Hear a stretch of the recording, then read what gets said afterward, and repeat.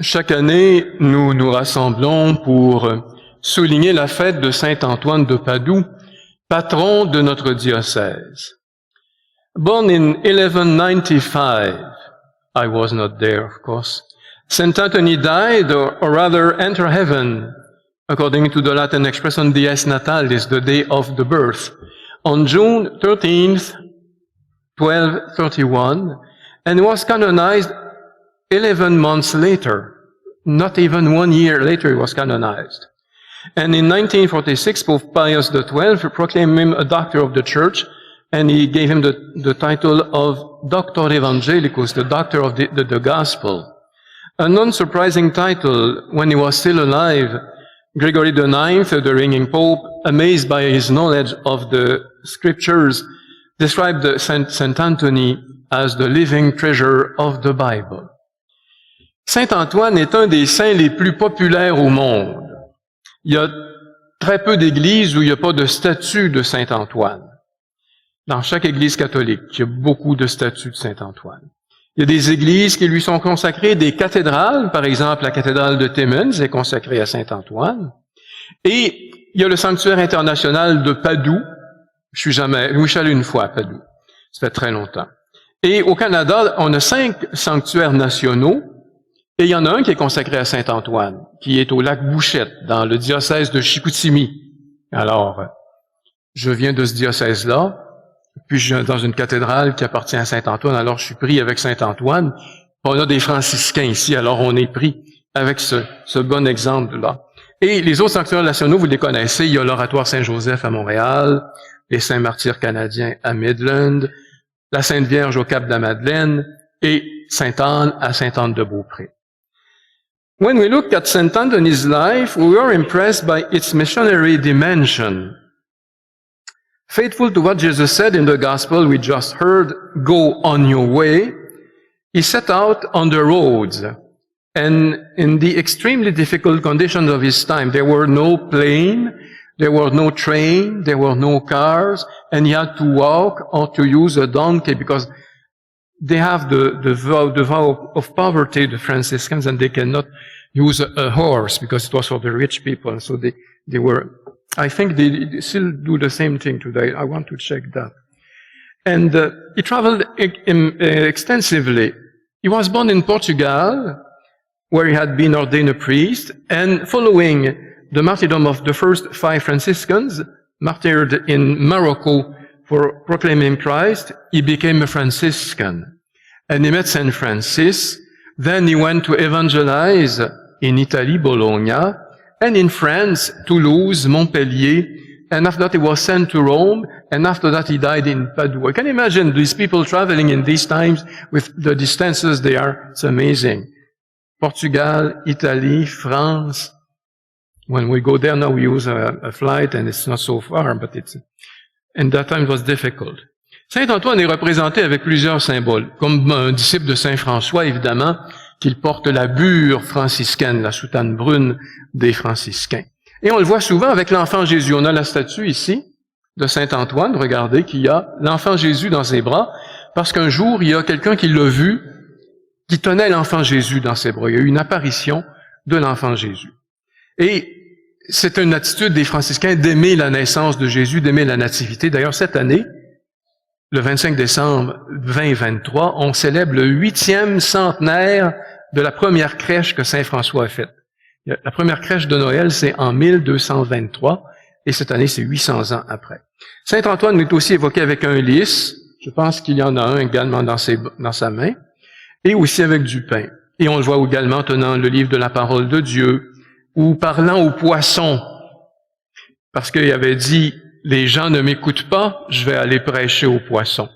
Alors j'espère que vous allez m'écouter ce soir, sans ça je vais aller prêcher à la rivière Matagami, pas trop loin, ou peut-être au lac dans le sud à Haileybury. Et dans les Fioretti de Saint François, c'est eux qui ont lu les Fioretti, il y a 2 chapitres qui sont consacrés à Saint Antoine. Alors, c'est la vie de Saint François, mais on parle aussi de Saint Antoine. And Saint Anthony is a doctor of the church. This is an important title granted on 3 conditions. Holiness of life, significant doctrinal teaching, and declaration by the church, an ecumenical council or a pope.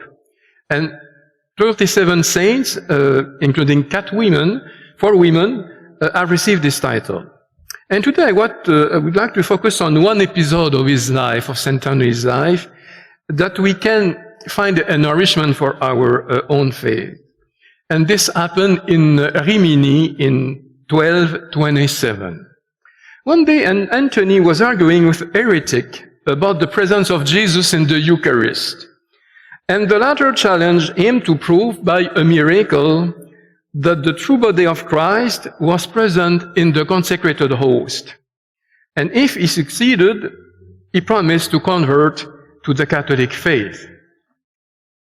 And the heretic told him, I will lock up my mule for several days in my stable without giving him any food.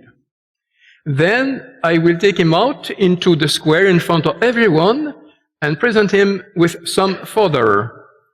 Meanwhile, place the host in front of the mule, and if the animal kneels before the host and neglects the fodder, I will be converted. What a challenge! Si mon âne ne va pas voir la nourriture que je lui présente, puis il va se mettre à genoux devant l'hostie, je vais croire à la présence du Christ.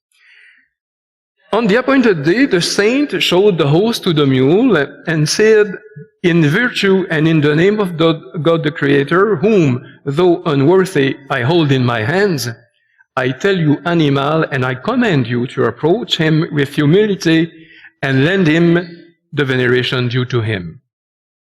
What a challenge. I order you, mule, to kneel. Et dès que saint Antoine eut prononcé ces mots, la mule, négligeant le fourrage, baissant la tête, s'approcha de lui et s'agenouilla devant le sacrement du corps du Christ. As soon as Anthony uttered these words, the mule, neglecting the fodder, lowered its head, approached Saint Anthony and knelt before the sacraments of Christ's body. Et on a très souvent cette représentation de la mule agenouillée devant saint Antoine qui tient le Saint-Sacrement. Ainsi, la présence de Jésus dans l'Eucharistie était clairement reconnue par saint Antoine et aussi par les personnes qui ont été témoins de l'événement. Alors, parce que ça a été raconté, les gens l'ont vu. Et on a besoin de réfléchir encore aujourd'hui sur l'Eucharistie, parce que l'Eucharistie devrait être au centre de notre vie, au centre de la vie chrétienne. Le Concile Vatican II a dit, l'Eucharistie, c'est la source et le sommet de la vie chrétienne. Il y a beaucoup de gens aujourd'hui qui ne perçoivent plus la grandeur, la nécessité de l'Eucharistie, mais on a à redécouvrir ça. Les gens pensent que la présence de Jésus dans l'Eucharistie, c'est un symbole, un peu comme la colombe et le symbole de la paix. Il n'y a pas de paix dans la colombe. Nous, on met la paix dans la colombe, mais il n'y en a pas. Il y en a qui voient l'Eucharistie comme ça, c'est un symbole de Jésus. Non. L'Église nous enseigne que l'Eucharistie, c'est le Christ. We must become like Saint Anthony, our patron saint, profound believers in the Eucharist, whose solemnity we celebrated last Sunday. Today I would like to focus precisely on Christ's presence in the Eucharist. And the Catechism of the Catholic Church clearly teaches the faith we must have on this subject. On sait que Jésus est présent de différentes façons. Il est présent dans sa parole. Il est présent lorsque 2 ou 3 personnes sont réunies pour prier. Il est présent dans les pauvres, il est présent dans les malades. Il a dit, j'avais faim et tu m'as donné à manger. Il est présent dans les sacrements. Cependant, le catéchisme nous rappelle que le mode de présence du Christ sous les espèces eucharistiques est unique. Il élève l'Eucharistie au-dessus de tous les sacrements et en fait comme la perfection de la vie spirituelle.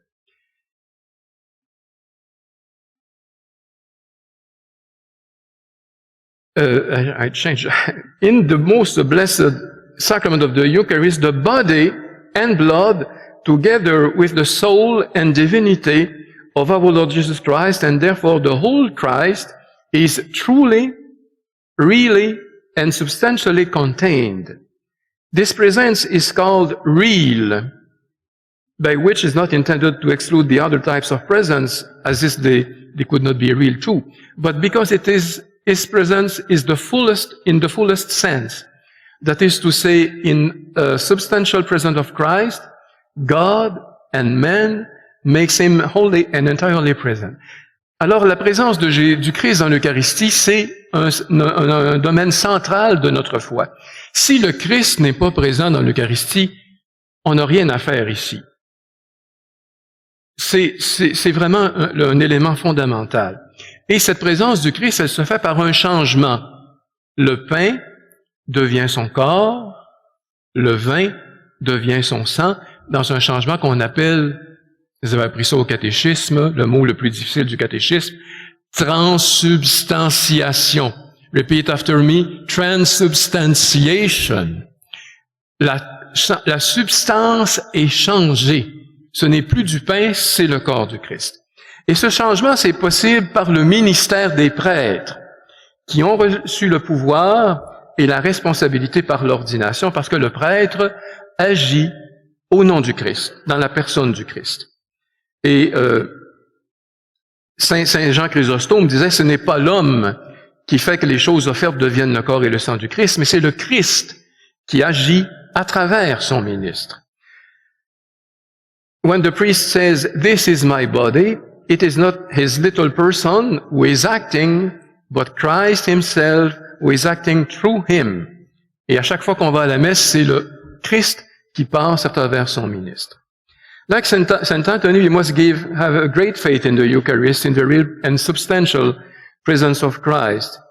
We remember that the Church instituted the Feast of Corpus Christi in 1264, and St. Thomas Aquinas composed the proper prayers we still use to honor this mystery. Of course, the Church has already lived by the Eucharist, but she made a point of highlighting it in a special way. Like for the people we love. We live with the people we love, but at least once a year, we pay attention to his or her and say, congratulations, enjoy your birthday, we pay attention to you today. You do the same thing for the Feast of the Solemnity of Corpus Christi, we pay attention more to the Eucharist. Et Saint Thomas nous rappelait l'importance de ce sacrement-là. Alors je voudrais qu'on approfondisse notre amour pour l'Eucharistie. Dans la première lecture, on nous a dit « J'ai prié et l'intelligence m'a été donnée ». Et on doit prier pour comprendre et aimer le mystère de l'Eucharistie. Dans la messe, on montre notre foi dans l'Eucharistie. Vous le faites souvent sans y penser. Quand le prêtre élève l'hostie, on regarde l'hostie et on reconnaît la présence de Christ. We look at the host, and we say, like Saint Thomas the Apostle said, Mon Seigneur et mon Dieu, my Lord and my God. When you look at the host, we said, my eyes see the bread, but I see the body of Christ. And we bow our hands as a sign of adoration. And on this part, the priest genuflects, and the concelebrants also bow deeply after that. We do the same thing for the chalice. The priest holds the chalice, we look at that, and we adore. À la communion, c'est la même chose. Le ministre nous dit le corps du Christ. Qu'est-ce qu'on répond? Amen, which means, I believe. It's sure that is the presence. Every time we receive the communion, we make an act of faith. And after communion, we have to pay attention to the presence of Jesus. This is why I insisted so much on the Thanksgiving prayer after communion. C'est toujours triste de voir qu'on a reçu la communion et qu'on est prêt à sortir de l'église. We are already ready to get out of the church as soon as we receive the host. What is the meaning of that? We have to pay attention. We are welcoming Jesus in our souls. I know people who were able to spend a lot of money to meet a star, a hockey star, or a music star. But we have more than that. We have Jesus himself.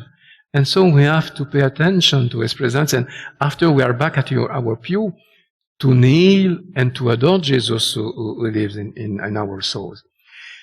Dans chaque église, il y a un tabernacle. On a un très beau tabernacle ici à la cathédrale.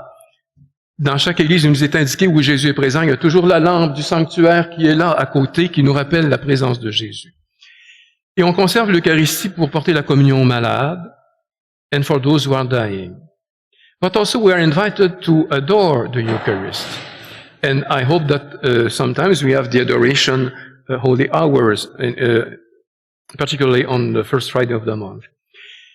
Quand on arrive dans l'église, on fait la génuflexion pour montrer justement notre foi dans la présence de Jésus. Et aussi, je vous invite, quand vous passez près de la cathédrale, près de vos églises paroissiales, à faire le signe de la croix pour adorer le Seigneur, pour montrer que vous êtes conscient et consciente qu'il est présent dans le tabernacle, qu'il est là. Et montrez ça à vos enfants, à vos petits-enfants. Jésus est là et il nous attend. Jesus said, I am always with you until the end of time, and Eucharist is the means par excellence for Him to be present in our lives. People are willing to forget that, but we have to pay attention to this presence. And let us rediscover the meaning of Sunday Mass, a real assembly, not only a virtual one, because we can receive the body and blood of Christ through the Holy Communion.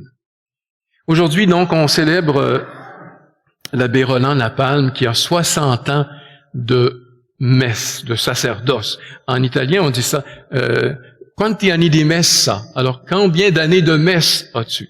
Mon frère, l'autre jour, ceux qui étaient à la célébration, il a compté le nombre de messes que j'ai pu dire en 50 ans. 50 multiplié par 364, parce que le vendredi saint, on peut pas dire la messe.